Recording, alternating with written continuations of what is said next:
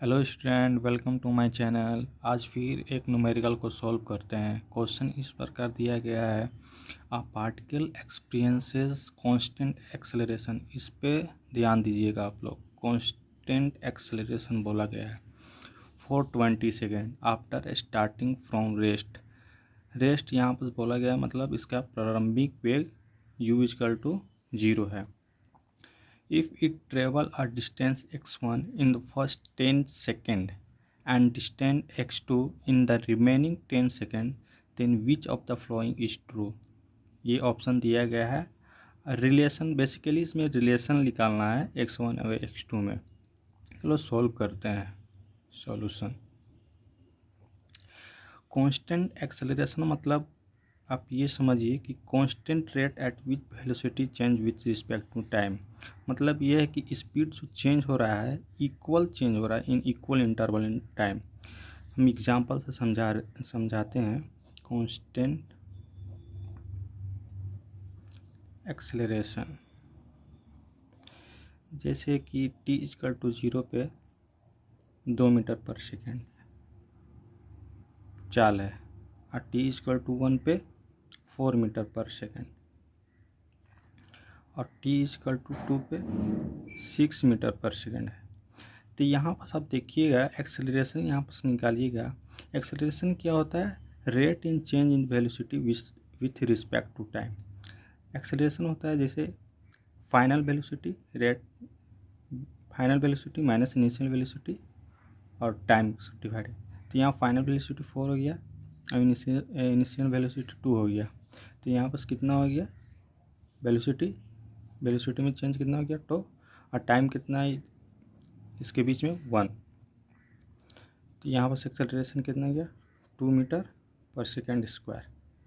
यहाँ पर भी आप निकालिएगा तो एक्सेलरेशन इतना ही आएगा, 2 मीटर पर सेकेंड स्क्वायर।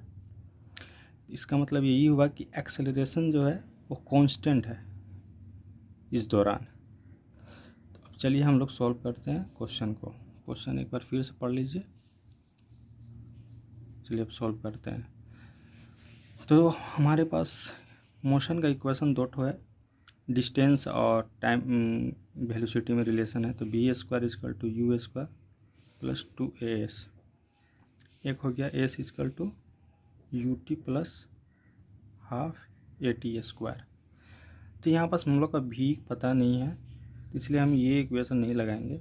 ये इक्वेशन निकालेंगे कि टाइम दिया हुआ है, इनिशियल वेलोसिटी दिया हुआ है, तो यहाँ से हमको एस निकाल देंगे। तो s is equal to u t plus half a t square. तो यहाँ से एस आ जाएगा मेरा, यू तो 0 दिया हुआ है, ये 0 हो गया। हाफ एक्सेलरेशन नहीं दिया हुआ है, ऐसे लिख देंगे। टाइम दिया हुआ है 20 सेकेंड, 20 सेकेंड तो 20 के स्क्वायर 400 हो जाएगा। 200 काट देंगे, 200। तो डिस्टेंस आ गया मेरा 200 ए। नेक्स्ट पार्ट में बोल रहा है कि यदि if travel a distance x1 in the 10 second, और डिस्टेंस को कवर कर रहा है x1। तो x1 जो डिस्टेंस कर रहा है 10 सेकेंड में, वो कितना कवर कर रहा है? तो वही फार्मूला लगा देंगे, you t plus half a t square. तो x1 हो जाएगा मेरा 0 प्लस हाफ, ए नहीं दिया हुआ है, टी मेरा दिया हुआ 10 सेकेंड, तो 10 का स्क्वायर हो जाएगा 100। तो 2 से काट देंगे यहाँ 50। तो यहाँ x1 आ जाएगा मेरा, x1 आ जाएगा 50a।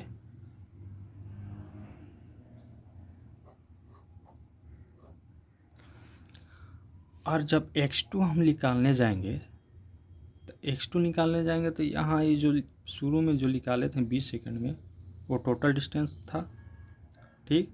और ये 10 सेकंड में निकाला हुआ डिस्टेंस है x1।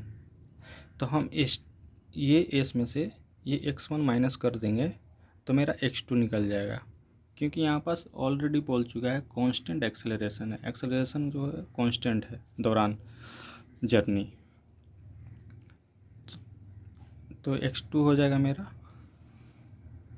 एस माइनस x1, तो x कितना है 200 a माइनस 50a, तो x2 मेरा हो जाएगा 150a।